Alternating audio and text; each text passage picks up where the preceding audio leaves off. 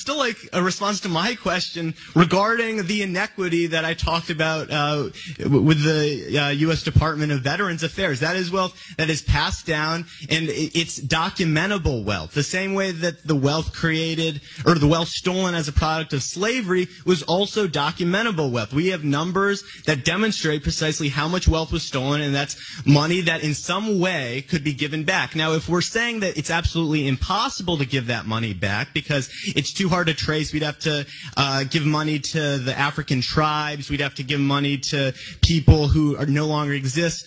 That's absolutely fine, but we have to understand that we haven't really come to terms with that injustice that's been perpetrated, and if we are admitting that no one is perfectly entitled to absolutely everything that their ancestors had stolen from them, then we also have to accept that there are people today who benefit from the fact that their parents and grandparents profited from this immoral system.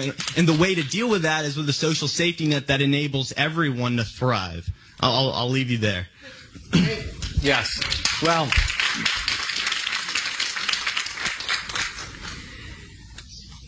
the core of the American system, this will actually answers your question directly, is that what do we do about the conquest ethic of the past?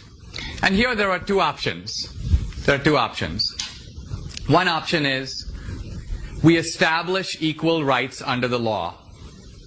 That was the solution of the civil rights movement. That we have had race-based discrimination, we've had racial hierarchy. Let's stop.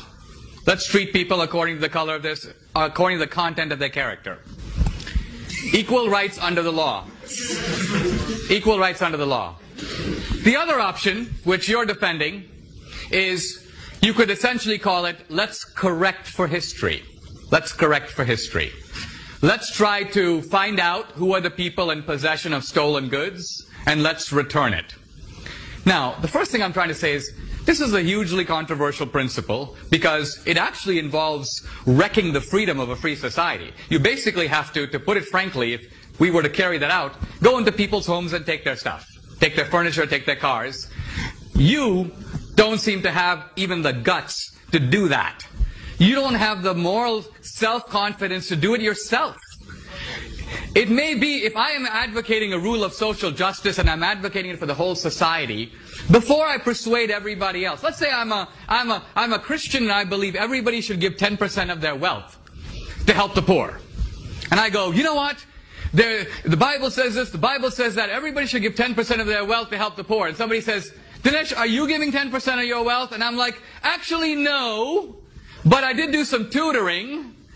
And you go, wait a minute, aren't you advocating, aren't you saying that there is a moral duty to do this? Why don't you do it? Before you convince us, you do it. And you're like, I don't think I should do it because society is extremely complex, and I don't think I should do it unless everybody else does it. No. Either you believe in it, and you do it. Once you've done it, you might impress us.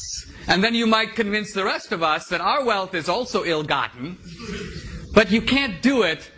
And I'm not trying to indict everybody of hypocrisy, only you.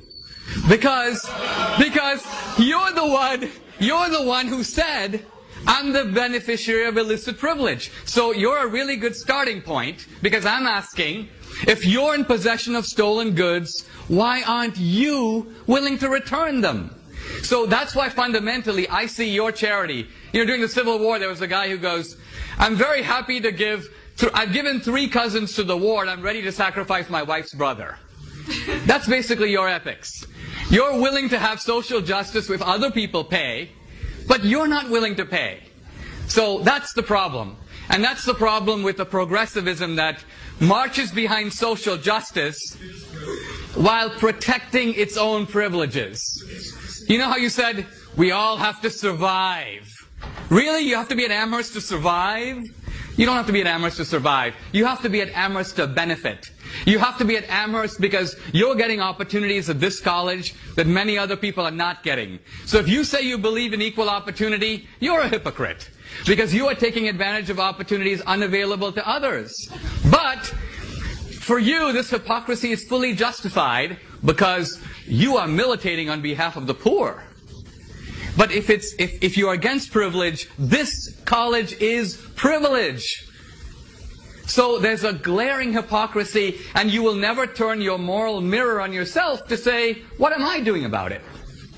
That's my point. For you, society should act before you do, to enforce your moral code. Let's take a couple more questions.